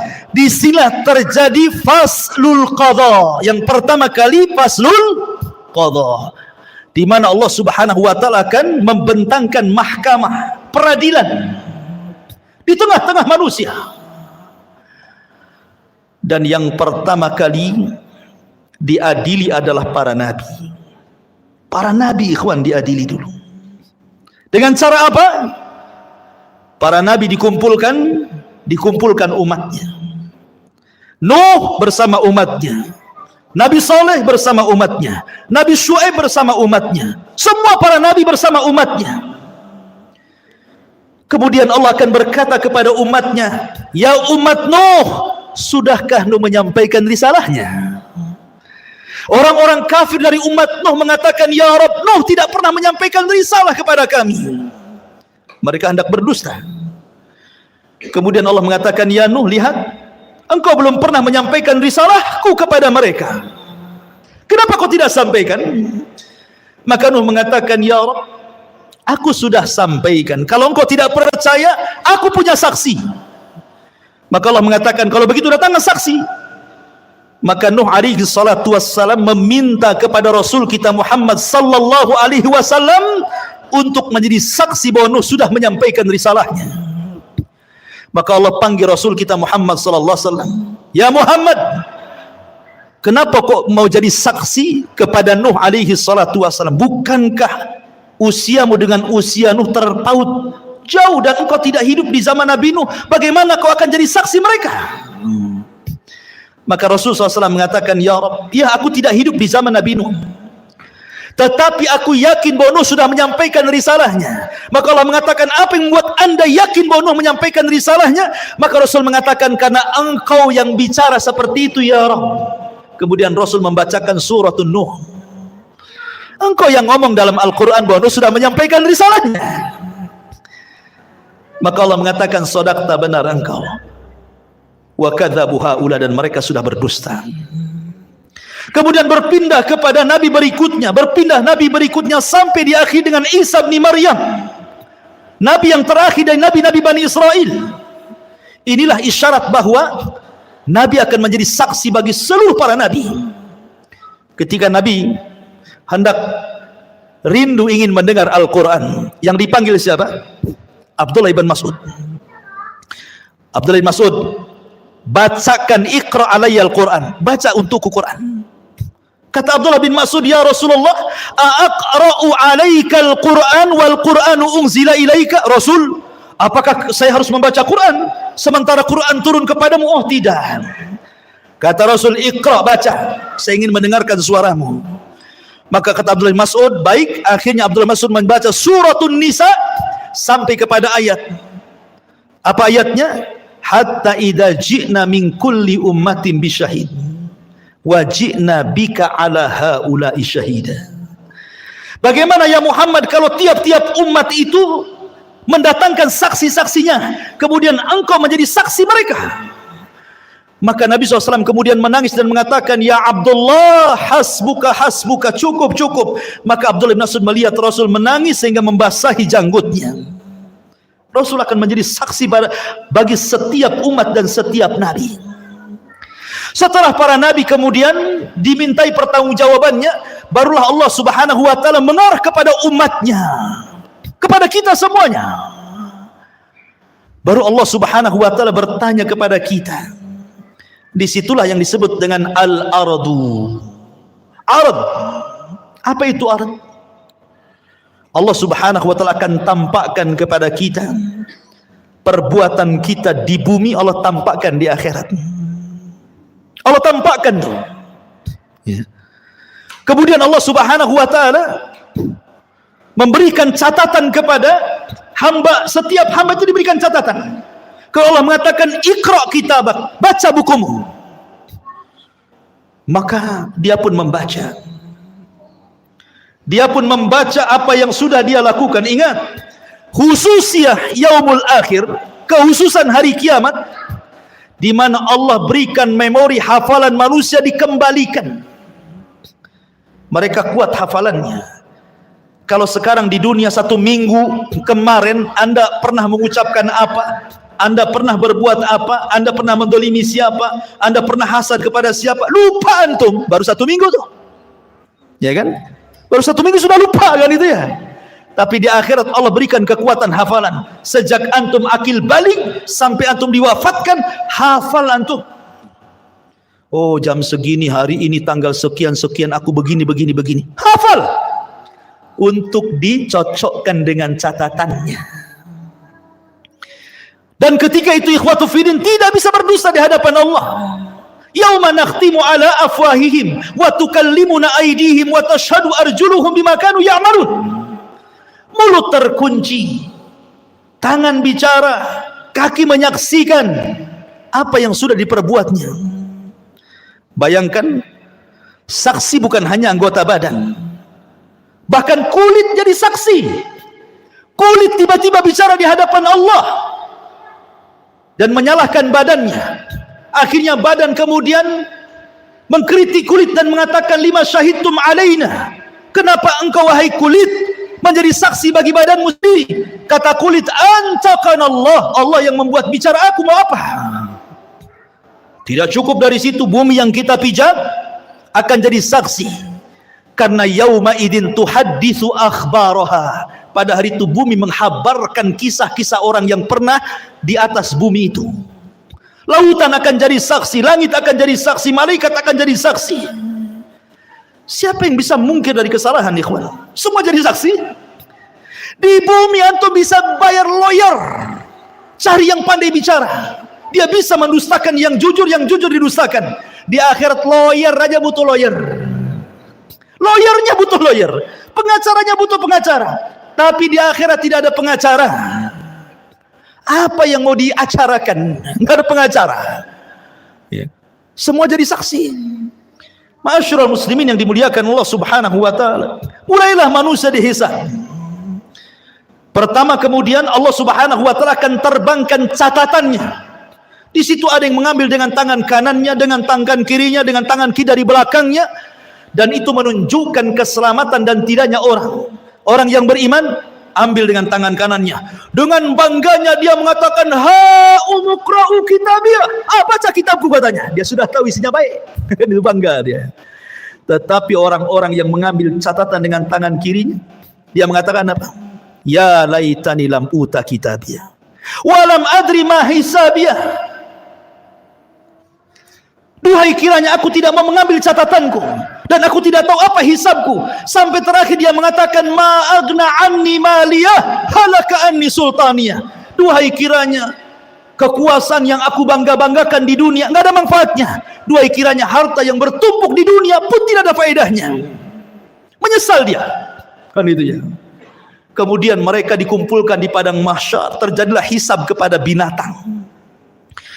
Di situ dikumpulkan semua binatang, mulai dari semut sampai kepada buaya darat, dikumpulkan semua di situ. Kenapa? Karena di antara binatang juga ada yang saling mendolimi, yang bertanduk nanduk, yang tidak bertanduk. Buaya makan ular, ular makan binatang lainnya, binatang ini terus makan makanan sampai ke yang kecil, saling makan memakan. Zalim di antara binatang. Allah Maha Adil. Ada hisab di antara binatang. Yang tadinya kambing yang bertanduk, yang suka nanduk, yang tidak bertanduk, tanduknya dicabut, diletakkan kepada yang tidak bertanduk. Tanduklah seberapa banyak kau ditanduk di bumi, katanya. Terjadi hisab. Tapi mereka tidak diazab. Mereka hanya dihisab saja. Setelah binatang-binatang dihisab, Allah mengatakan, "Kunu turaba," jadilah kalian tanah. Orang-orang kafir melihat ketika binatang-binatang habis dihisab jadi tanah, maka mereka mengatakan, "Ya laitani kuntu turaba." Duhai kiranya aku jadi tanah juga lah, katanya. Tapi tidak mungkin jadi tanah. Tetap mereka dihisab dan diazab. Ikhwan, manusia akan dikumpulkan selama 50.000 50.000 tahun dalam kondisi berdiri. Tidak ada di padang mahsyar itu yang duduk kayak antum gini. Enak kali. Apalagi sambil baring bawa tikar. Nggak ada tikar. Posisi mereka berdiri. Karena Allah mengatakan, "Yauma yaqumun nasu li rabbil alamin." Pada hari itu manusia berdiri menghadap Rabbnya. Kenapa tidak ada yang duduk, tidak ada yang berbaring? Karena kalau duduk, maka dia akan tenggelam dengan keringatnya. Berbaring apalagi? Bagaimana tidak, matahari diletakkan di atas kepala 1 mil. Ada orang yang bercucuran dengan keringat sehingga tenggelamlah dia dengan keringatnya. Ada yang keringatnya sedada, ada yang keringatnya sepusar, ada yang keringatnya selutut, sesuai dengan amalannya. Sesuai dengan amalannya. Dan hari itu hari yang haus sekali. Makanya orang-orang yang berhasil meminum dari telaga Rasul, lam yadma abada, dia tidak akan haus selamanya walaupun matahari di atas kepala. Likulli nabi haudun, setiap nabi punya telaga, dan yang paling besar telaga Rasul, jumlah gelasnya sejumlah langit di bumi, sejumlah langit yang ada di, sejumlah bintang yang ada di langit. Warna telaganya lebih putih dibandingkan air susu, lebih manis dibandingkan madu. Siapa yang meminumnya tidak akan haus selamanya. Adakah dari umat Rasul yang tidak akan minum? Ada. Ketika ada orang-orang yang hendak mendekati telaga Rasul di padang mahsyar itu, tiba-tiba dihalau para malaikat. Kemudian Rasul SAW berteriak-teriak, "Ummati, ummati, ya Rabb, itu kan umatku, biarkan mereka minum." Lihat bagaimana rahmatnya Rasul pada umatnya. Tapi Allah mengatakan, "Ya Muhammad, innaka la tadri ma ahdatsu ba'daka, innahum ghayyaru wa baddalu." Hai Muhammad, kau enggak tahu apa yang terjadi dengan umat mereka, sudah merubah-rubah petunjukmu, sudah merubah-rubah sunnahmu. Biarkan mereka tidak minum. Ma'asyiral muslimin yang dimuliakan Allah Azza wa Jalla, manusia akan tenggelam dengan keringatnya. Kemudian manusia pun bingung karena mereka harus berdiri, entah apa yang harus dilakukan mereka. Mereka menunggu faslul qadha, Bagaimana putusan Allah kepada mereka, masih bingung. Akhirnya mereka pun berjalan kepada Adam, ya Adam, engkau kan bapak kami, mintalah syafaat kepada Allah. Tidakkah kau lihat, tidakkah kau iba kepada kami sulit di sini. Kata Adam, aku nggak bisa nolong kalian. Pergi ke Nuh. Berangkatlah mereka ke Nabi Nuh alaihi salatu wassalam. Nuh juga i'tidar, tidak bisa memberikan syafaat. Kata Nuh, sebaiknya kalian kepada Ibrahim, temui Nabi Allah Ibrahim alaihi salatu wassalam. Berangkat mereka ke Nabi Allah Ibrahim. Ya Ibrahim, wahai Ibrahim, anta Khalilur Rahman, engkau adalah kekasih Allah. Ala tara ila ma nahnu fi, tidakkah kau lihat, tidakkah kau iba melihat kondisi kami? Kata Ibrahim, tidak, aku pernah berdosa 3 kali. Sebaiknya kau datang kepada Musa, temui Nabi Musa. Berangkat ke Musa. Kata Musa, aku juga tidak bisa karena pernah membunuh orang. Ke Isa saja, temui Nabi Isa. Isa tidak menyebutkan uzurnya, tapi datangi Rasul Muhammad sallallahu alaihi wasallam. Datanglah mereka kepada Rasulullah. Baru kata Rasul, ana laha, kan ku coba. Rasul sujud di bawah arsy Allah dengan sujud yang lama, sampai Allah datang dan mengatakan, irfa ra'saka ya Muhammad, angkat kepalamu wahai Muhammad. Qul tusma, katakan kau didengar. Sal tu'ta, minta kau diberi. Isfa tu syafa, minta syafaat kau diberikan syafaat. Ma'asyiral muslimin yang dimuliakan Allah azza wa jalla. Kembali kepada proses hisab. Hisab ini ada 2 macam. Ada yang disebut dengan hisaban yasira, hisabnya mudah. Ada yang disebut hisaban asira, hisabnya sulit. Dan ada yang ketiga, tanpa hisab. Ada kelompok-kelompok yang tidak dihisab. Karena Rasulullah SAW pernah ditampakkan dari 70.000 umatnya, mereka tidak dihisab, tidak diadab, direct masuk surga. Kemudian ketika ditanya siapa mereka orang-orang yang tidak dihisab itu Rasul, kata Rasul, alladzina la yastarqun wa la yaktawun wa la yatatayyarun wa ala rabbihim yatawakkalun. Orang yang tidak minta diruqyah, tidak minta dikai besi panas yang digunakan untuk perobatan, dan tidak tatayur, menjadikan sial dan hoki kepada sebuah benda atau suara, dan mereka senantiasa tawakal kepada mereka. Orang-orang yang masuk surga tanpa hisab dan adab, tidak akan dikumpulkan di padang mahsyar, direct masuk surga. Tetapi orang-orang yang hisabnya sulit dan orang yang hisabnya mudah tetap di padang mahsyar. Cuman mereka tidak sampai 50.000 tahun, tergantung hisabnya. Kalau hisabnya mudah sebentar saja. Karena umat Islam, orang-orang yang beriman, hisabnya cepat. Allah hanya menghisab manusia itu setengah hari. Bagi orang-orang yang beriman, tidak sampai 50.000 tahun, setengah hari saja. Tapi setengah hari kehidupan akhirat, bila dibandingkan dengan kehidupan dunia, sama dengan 500 tahun. Karena Allah mengatakan, inna yauman inda rabbika ka alfi sanatin mimma ta'udun. 1 hari kehidupan akhirat sama dengan 1000 tahun kehidupan dunia. Berarti setengah harinya 500 tahun. Dan orang yang beriman yang mendapatkan hisab itu hanya dari ba'da zuhur ke ba'da asar saja, setengah hari. Tapi setengah hari kehidupan akhirat, bukan setengah hari kehidupan dunia. Ya, 500 tahun juga. Makanya orang-orang miskin lebih dahulu masuk surga setengah hari dibandingkan orang kaya. Orang kaya nunggu dulu 500 tahun baru masuk surga. Orang miskin dah masuk surga. Kenapa? Pertanyaannya berat. Min aina iktasabahu wa fima anfaqahu. Dari mana kau dapatkan harta itu? Kemana kau belanjakan? Kan itu ya. Banyak pertanyaannya. Kos-kosan 5-5-nya ditanya. Kan itu ya. Antum punya apa lagi? Mobil 3. Direntalkan, semua ditanya. Dari mana kau beli mobil itu? Kemana kau belanjakan? Semua ditanya. Akan ditanya semuanya. 1 hari antum belanja seberapa kali ke mall itu? Ditanya. Kan itu. Emang nggak ditanya dibelanjakan? Semua ditanya. Ini makanan yang kita makan ditanya. Minuman yang kita minum ditanya. Makanya Allah mengatakan, falyangduril insan ila ta'ami. Hendaklah manusia melihat kepada makanan yang dimakannya. Karena semua akan ditanyakan. Allah mengatakan dalam Al-Quran, dalam surah Al-Hakumut Takatsur, la tus'alunna yawma idzin 'anil na'im. Akan ditanya pada hari kiamat itu semua nikmat yang Allah anugerahkan kepada kita. Ingat, hisab itu ada 2 cara. Orang yang berdebat dalam hisab celaka dia. pasti masuk neraka. Man nukisha fil hisab halak, kata Rasul. Orang yang melakukan perdebatan dengan Allah ketika hisab, celaka dia. Maksudnya apa?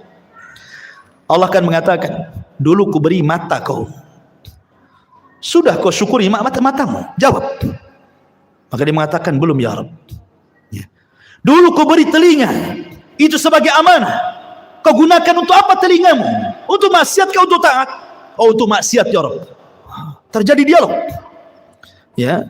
Kalau terjadi munakosah dialog seperti ini, celaka orang ini. Tetapi kalau yang kedua ini tidak terjadi dialog, dia hanya mengiyahkan saja kata Allah, bukankah dulu di bumi aku berikan begini? Iya. Bukankah dulu di bumi aku berikan ini? Iya. Iya, gitu saja. Dia enggak bantah. Maka Allah mengatakan, al-an satartuka wa ghafartu dzanabak. Al-an satartuka, sekarang kututupi dosamu. Wa ghafartu dzunubak, dan ku ampuni dosa-dosamu. Ini hisaban yasira namanya. Hisab yang mudah, hanya ditanya tapi tidak perlu jawab. Tetapi yang memerlukan jawaban sehingga terjadi munakosah dialog antara Allah dengan kita, ini celaka orang ini. Ya, pasti binasa orang ini. Hisabnya sulit. Ketika semua sudah dihisab, maka datanglah mizan timbangan. Barulah timbangan. Faman thaqulat mawazinu fahuwa fi 'ishatir radiyah wa man khaffat mawazinu fa ummuhu hawiyah wa ma adraka ma hiya narun hamiyah. Siapa yang berat timbangan baiknya, maka dia dalam kehidupan yang diridai masuk surga. Tapi siapa yang berat timbangan buruknya, dipastikan masuk neraka. Ma'asyiral muslimin, setelah terjadi penimbangan amal, maka manusia mulai dikelompokkan tuh dengan sesembahannya masing-masing. Nyembah apa antum di bumi? Nyembah pohon, bersama pohon itu. Nyembah ular sendok, bersama ular sendoknya. Nyembah apa lagi? Batu, bersama batunya. Semua orang dikumpulkan dengan sesembahannya. Dan ketika orang-orang kafir, orang munafik, orang yang beriman sudah terkelompok-kelompok, maka Allah mengatakan, wasiqal ladzina kafaru ila jahannam zumara. Giring orang-orang kafir itu, masukkan ke neraka saja. Mereka tidak akan sempat meniti siratal mustaqim. Padahal Allah mengatakan, wa in kuntum illa wariduha, kalian pasti akan melewatinya. Tapi orang kafir direct masuk neraka, tidak ada lintas melintasi siratal mustaqim. Ketika semua orang-orang musyrik, orang kafir sudah Allah masukkan ke neraka, tinggal mukmin dan munafik. Di sini Allah Subhanahu wa taala bagikan cahaya, setiap orang dapat cahaya. Cahaya itulah bekal kita meniti titian siratal mustaqim. Karena itu gelap. Neraka jahanam itu gelap. Karena titian itu terbentang di neraka jahanam. Karena Allah Subhanahu wa taala mengatakan, wa jaa rabbuka wal malaku saffan saffa wa ji'a bi jahannam yauma idzin yatadzakkarul insan anna lahu dzikra. Ketika Allah datang menemui makhluknya di padang mahsyar, malaikat bersop-sop, Allah katakan, jahanam tarik ke sini. Jahanam pun ditarik. Jahanam punya 70.000 tali kekang. Satu tali kekang ditarik 70.000 malaikat. Besar. Ya. Kemudian di hadapan manusia, kemudian Allah bentangkan di situ siratal mustaqim, jisrun, jembatan yang terbentang di antara neraka jahanam. Jembatan itu halus, lebih halus dibandingkan rambut, lebih tajam dibandingkan pedang. Bahkan jembatan itu akan berlenggak-lenggok, dia tidak diam dan licin. Hanya orang-orang yang ditakdirkan bisa melintasi titian itu. Dan yang pertama meniti jembatan itu adalah Nabi SAW. Ketika Nabi SAW sudah meniti sirat, maka Nabi akan berdiri di ujung titian yang sudah dia sampai di situ, di kontara. Setiap ada umatnya lewat, Rasul mengatakan, ya Rabbi salim salim, ya Rabb selamatkan, selamatkan, selamatkan, selamatkan. Saking kasihannya Nabi dengan kita. Ada yang melewati titian seperti kilat, sudah sampai di sana, gitu ya. Ada yang seperti angin, sudah di sana. Ada yang seperti kuda balap, sudah di sana. Ada yang seperti lari kencang. Ada yang merangkak-rangkak. ada yang terkena kalalib, ya, ada yang kemudian jatuh berdiri, ada yang kemudian nyemplung dari titian itu ke jahanam. Kata Rasul ketika duduk bersama para sahabatnya, ada semacam bunyi besar, cur gitu ya. Kata Rasul mengatakan, tahukah kamu itu suara apa? Sahabat mengatakan, tidak tahu wahai Rasul. Itu batu segede unta 70 tahun yang silam jatuh dari titian dan baru sampai sekarang di intip neraka jahanam. Artinya kalau orang jatuh dari titian sampai neraka itu 70 tahun itu baru sampai di dasar jahanam. Naudzubillah. Ya. Ma'asyiral muslimin, maka satu persatu orang-orang munafik diberikan, orang-orang beriman diberikan cahaya. Orang munafik diberikan cahaya, kadang padam, kadang terang, kadang padam, kadang terang. Ketika berjalan mereka mengatakan, naktabis min nurikum, hai orang yang beriman, tunggu dulu, aku ikut cahayamu. Kata orang beriman, ambil lagi kau cahaya di belakang, katanya. Emang di dunia orang munafik bisa menipu orang-orang yang beriman. Yukhadi'una Allah walladzina amanu. Mereka menipu Allah dan orang-orang yang beriman. Di titian siratal mustaqim, orang yang beriman tidak mungkin ditipu lagi. Ya. Ma'asyiral muslimin, ketika semua terseberangi semuanya, sampailah mereka di sebuah tempat namanya Kontoroh. Kontoroh itu depannya pintu sorga. Sampai di sini keletihan orang-orang yang beriman? Tidak. Di sini ada kisos. Di sini Nabi SAW mengatakan, atadruna mal muflisu hadil ummah, tahukah kamu siapa yang bangkrut dari umat ini? Kata sahabat, ya molos saja orang bangkrut, orang yang gulung tikar, orang yang kalah, orang yang usahanya bangkrut, bankrupt dan yang lainnya. Kata Rasul, bukan itu. Orang yang bangkrut adalah orang yang datang pada hari kiamat membawa pahala solat, pahala zakat, pahala sedekah, pahala puasa, pahala ini, pahala itu. Tapi di satu sisi dia pernah mendolimi si fulan, mengambil harta si fulan, menumpahkan darah si fulan, mencaci maki si fulan, merendahkan si fulan. Akhirnya di kantor ini terjadi kisos. Padahal depan pintu sorga tuh. Supaya orang yang masuk sorga mendapatkan keadilan. Supaya dalam hatinya tidak ada lagi dongkol dengan kawannya. Supaya ketika masuk sorga di wanaza'na ma fi suduruhum min ghillin ikhwana. Allah cabut perasaan dengki sehingga menjadi bersaudara dalam sorga. Karena orang-orang penduduk sorga itu satu hati. Kalau kita akan berhati-hati, ada yang dengki, ada yang iri, ada yang benci, ada yang marah, ada yang emosi, kan itu ya. Supaya tidak ada itu, maka terjadi kisos di sini. Ya. Hei, dulu kau sudah memukul aku, sini kamu. Mana pahalamu? Diambil pahalanya. Nih dosaku. Ketika kemudian dia sudah tidak punya pahala karena sudah dikasihkan orang banyak, karena banyak yang didolimi, dia mengatakan, mana pahalamu? Aku tidak punya pahala, sudah habis. Kalau gitu ambil dosaku saja. Oh gitu ya. Fa in faniyat hasanatuhu, kalau sudah habis kebaikannya, maka nggak dilempar dosanya kepada dia. Pada sudah dikontoro, dilempar lagi ke belakang ke neraka. Ketika kisos sudah terjadi, ini kisos sesama orang yang beriman ya. Kalau kisos dengan orang kafir, kisos dengan binatang, dolim kepada binatang, dolim kepada orang kafir, dolim sesama orang kafir, dolim orang-orang yang beriman kepada orang kafir atau orang kafir kepada beriman, ini sebelum titian. Sebelum titian, nah itu dolim di situ. Kisosnya itu. Tetapi di kantor itu hanya khusus orang beriman saja, karena sudah mau masuk surga masalahnya. Bahkan orang-orang yang dibunuh akan datang menghadap Allah tanpa kepala. Dalam hadis Abdullah bin Abbas radhiyallahu anhu itu, tangan kirinya membawa kepalanya. Walaupun ketika di bumi tidak dibunuh dengan cara dipenggal kepala, tapi nanti pada hari kiamat orang yang dibunuh itu seperti itu bentuknya. Lehernya nggak ada, kepalanya dipegang oleh tangan kirinya, tangan kanannya menyeret orang yang membunuhnya, kemudian menghadap Allah dan mengatakan, ya Rabb, sal hadza lima qatalani. Tanya orang ini, kenapa kau bunuh aku? Kenapa dia bisa membunuhku? Dan bayi-bayi yang dilempar hidup-hidup kemudian mati, seperti orang-orang yang punya anak dari hasil zina kemudian malu, dilemparlah anak itu ke solokan, ke tong sampah, ke kardus, akhirnya mati. Maka Allah mengatakan, wal mau'udatu su'ilat bi ayyi dzambin qutilat. Bayi-bayi itu akan membawa kepalanya menghadap Allah dan mengatakan, ya Rabb, sal hadza lima qatalani. Tanya ibuku kenapa dia membunuhku, tanya bapakku kenapa dia membunuhku. Semua akan ada kisah, ikhwan. Hati-hati. Ya.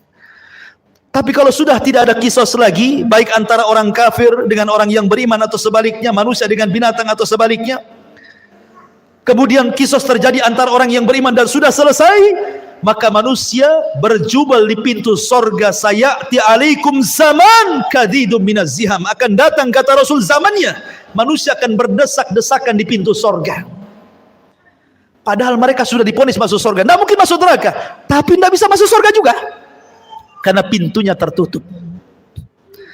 Semua para nabi berusaha membuka, tidak bisa, tidak diizinkan malaikat Ridwan. Tiba-tiba di tengah-tengah manusia yang sudah diponis masuk sorga itu, muncullah seorang laki-laki, Sayyidul Anbiya'i wal Mursalin, Sayyidul Awwalina wal Akhirin, Muhammad sallallahu alaihi wasallam, Nabi kita, qudwah kita, Rasul kita, mendekati pintu dan membuka pintu sorga dengan mengetuknya, Assalamualaikum. Maka Ridwan mengatakan, Waalaikumsalam, man, siapa kamu? Kata Rasul, ana Muhammad, saya Muhammad.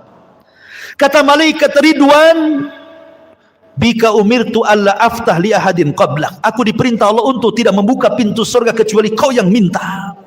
Kata Rasul, ana awal man aftatihu babal jannah, sayalah orang yang pertama kali membuka pintu surga. Dibentanglah pintu surga. Pintu surga ini ada yang meneriak, ada yang berteriak. Jadi Allah subhanahu wa ta'ala meletakkan para pemanggil di pintu-pintu surga. Kalau dia ahli solat, duya min babis salah, hei pakar-pakar solat, kau ke sini, masuknya di sini, jangan di situ. Yang pakar puasa sunnah, puasa Senin Kamis, Ayyamul Daud, pokoknya ahli puasa, ada pintunya dari pintu royan. Hei ahli puasa, sini dari pintu royan, jangan pintu itu. Pintu jihad mengatakan, hei yang mati syahid lewat sini. Pintu tobat, hei yang tobat lewat sini. Masing-masing pintu itu menyeru kepada keahlian ibadahnya masing-masing. Dan sorga itu memiliki 8 pintu, berbeda dengan neraka 7 pintu. Kenapa? Biar menunjukkan bahwa rahmat Allah lebih luas dibandingkan murkanya. Makanya dibuat pintu sorga lebih banyak dibandingkan pintu neraka. Karena Rasul mengatakan, Allah berfirman, inna rahmati wasiat ghadabi, rahmatku lebih luas dibandingkan murkahku. Ma'asyiral muslimin, ketika ada orang yang berdiri di pintu sorga, dia berdiri nih, dia nggak mau masuk sorga. Kata Allah, udkhulul jannah bi rahmati, masuk ke dalam sorga dengan rahmatku. Orang ini mengatakan, ya Rabb, oh enggak, saya nggak mau masuk sorga dengan rahmatmu ya Rabb. Kalau masuk sorga karena rahmatmu itu bagi orang yang melakukan dosa, kemudian bertobat, kau kasih sayangi dia, akhirnya kau katakan masuk dengan rahmatmu. Aku ini nggak pernah berbuat dosa, aku ingin masuk surga dengan amalanku. Wow, dia merasa bangga dengan amalannya, karena aku nggak pernah berbuat dosa, masukkan aku dengan amalanku, katanya. Baik, kata Allah, hitung amalan berapa. Dihitung amalannya, rupanya amalannya tidak sebanding dengan satu nikmat yang Allah berikan, nikmat penglihatan. Karena amalannya lebih banyak daripada melihat. Karena takut dia tidak bisa masuk surga dengan amalannya. Kalau gitu, ya Rabb, masukkan aku dengan rahmatmu ke dalam surga, katanya. Ya, karena masuk surga itu karena rahmat Allah. Kata sahabat, wala anta ya Rasul, termasuk engkau wahai Rasul, termasuk saya. Allah masukkan saya ke surga karena rahmatnya. Tapi Allah masukkan ke neraka karena keadilannya.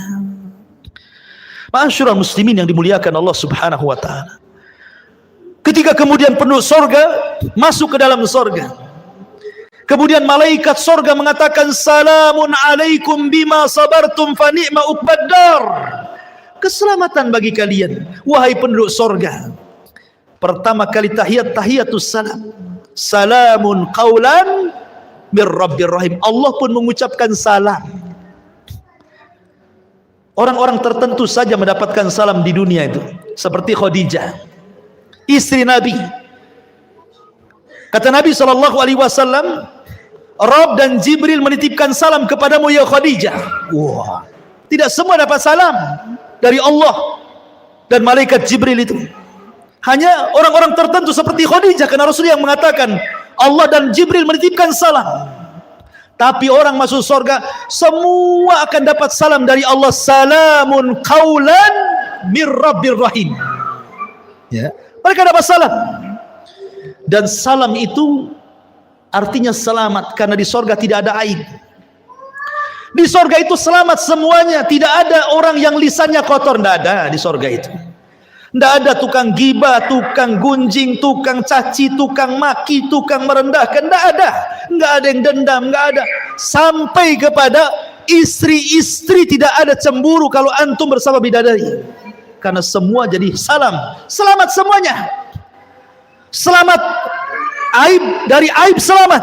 Antum tidak kencing, antum tidak berak, antum tidak meludah, antum tidak mengeluarkan dahak, antum tidak ada congeknya bahasa kita. Pokoknya selamat badannya. Sampai-sampai ditanya Rasul, kalau hari-hari makan minum, cemana beraknya, cemana kencingnya? Kata Rasul, berak dan kencingnya dengan keringat. Dengan keringat. Dan keringatnya seperti minyak misi, itulah berak dan kencingnya penduduk sorga katanya. Wah, luar biasa. Ya. Selamat badannya. Wanitanya tidak haid, tidak ada nifas, tidak ada bau ketiak di sorga itu, semua wangi. Dunia antum harus bawa apa tuh? Kadang-kadang dikasih kapur barus ketiak. Di bumi kan gitu ya. Di sorga nggak ada bau, nggak ada bau-bau di sorga itu, karena selamat badannya. Ya. Di sorga tidak ada nenek-nenek. Di zaman Rasul ada nenek-nenek datang kepada Rasul, aku masuk surga enggak Rasul? Kata Rasul, nenek-nenek enggak masuk surga. Nenek ini menangis, pergi dia. Kemudian Rasul mengatakan kepada sahabat, bilang sama nenek itu, bukan berarti nenek itu enggak masuk surga, maksudnya di surga enggak ada nenek-nenek. Bacakan ayat inna ansha'nahunna insha'an wa ja'alnahunna abqara uruban atraba. Kami jadikan nenek-nenek jadi gadis-gadis usianya 33 sampai 34. Semua sama usianya segitu. Ya. Dan sorga itu nikmatnya yazdah, bertambah dan bertambah. Ada sukul jannah, pasar sorga. Pasar ini setiap Jumat kalau di bumi, kalau di sorga namanya Yaumul Mazid, hari tambahan nikmat. Semua penduduk sorga ke pasar, yang laki-lakinya itu berjumpa dengan kawan-kawannya di pasar itu. Kemudian ngobrol cerita pengalaman antum di dunia. Oh, kita kan pernah ngaji di Odessa dulu. Kenal nggak antum di samping saya? Nanti itu bicarakan semua itu. Akan teringat dengan kehidupan dunia. Jadi pembicaraan nanti di pasar itu, pembicaraan kita di dunia, obrolan kita, bercandaan kita, semua akan dibicarakan di pasar surga itu. Di pasar surga itu ada jual beli, ya. Hanya untuk berjumpa dengan kawannya, ngobrol, minum, makan di situ enak-enak. Kemudian sebelum pulang habar riyah. Tiba-tiba Allah Subhanahu wa taala hempaskan angin, membawa debu, kemudian mengenai jasad-jasad orang yang ada di pasar sorga itu. Fayazdad husnan wa jamala, maka dia akan bertambah gantengnya, bertambah sehatnya, bertambah kekarnya, bertambah indah. Ketika pulang istrinya nggak kenal. Laqad izdastum husnan wa jamala, wahai suamiku, kenapa kau makin tampan, makin ganteng, makin itu gitu. Dalam kisah Israiliyat disebutkan, ini Israiliyat lagi ya. Jadi di pasar-pasar surga itu banyak gambar macam-macam. Ya, mungkin kalau di dunia itu antum tahu tukang cukur kan banyak tuh gambarnya kan. Ada yang jenis begini rambutnya, jenis begini rambutnya, jenis begini, kan banyak tuh. Tinggal tunjuk saja, cukur saya seperti ini. Nanti dicukur kayak gitu kan. Dan di surga itu akan dibentuk tuh macam-macam gambar yang ganteng-ganteng itu, tinggal nunjuk saja Anda akan seperti itu. Itu cerita Israiliyat. Ya. Ya. Oh kayak gitu. Kayak siapa? Antum kayak Abu Humairah, jadilah Abu Humairah. Gak mau lah gemuk gitu. Jadi mereka pulang itu berjumpa dengan istrinya, kata istrinya, laqad izdaztum husnan wa jamala. Hei suamiku, kenapa kau makin ganteng? Kata suaminya, kau juga kenapa makin cantik, katanya. Jadi setiap minggu kenikmatan itu bertambah, makin ganteng, makin ganteng, makin ganteng. Makanan hari ini kalau dimakan besok lebih nikmat, kalau dimakan lusa lebih nikmat, dimakan lusanya lagi lebih nikmat, makin nikmat. Coba antum makan mangga, dibiarkan 1 bulan. Hari ini makan mangga, besok mangga dibiarkan 1 bulan. 1 bulan depan antum makan tuh mangga. Nanti atau setahun antum ada tinggal peloknya saja itu kan. Di sorga itu makin hari makin nikmat. Ya, kan luar biasa tuh. Makin hari makin ganteng. Coba antum hari-hari ke pasar sini, makin ganteng atau makin kusut tuh? Makin kusut kan itu. Stres, apalagi bawa istri yang dicatat beli bawang, pulang beli baju pula kan. Stres lagi. Makin turun alisnya. Ya. Ma'asyiral muslimin yang dimuliakan Allah Azza wa Jalla, ketika orang masuk surga, pertama yang dimakan apa? Dan pertama yang diminum apa? Yang pertama dimakan itu kabidil hut. Hatinya ikan paus. Tentu ikan paus akhirat, bukan ikan paus di Saus kayak kan, istilah ikan paus. Kemudian makan air jahe. Jahenya jahe sorga. Kata Abdullah bin Abbas, dunia dan sorga itu hanya mirip nama, tapi hakikatnya berbeda. Di dunia ada jahe, air jahe, wedang jahe. Di sorga ada wedang jahe. Hanya kesamaan nama, tapi hakikatnya berbeda. A'dadtu li ibadis salihin ma la ainun ra'at wala udhunun sami'at wala khatara ala qalbi bashar. Kenikmatan di sorga itu tidak bisa dilihat mata, didengar telinga, terlintas pun tidak. Bagaimana caranya menggambarkannya? Jadi hanya kemiripan nama saja. Di sorga ada pisang, di dunia ada pisang, tapi pisang sorga beda rasanya.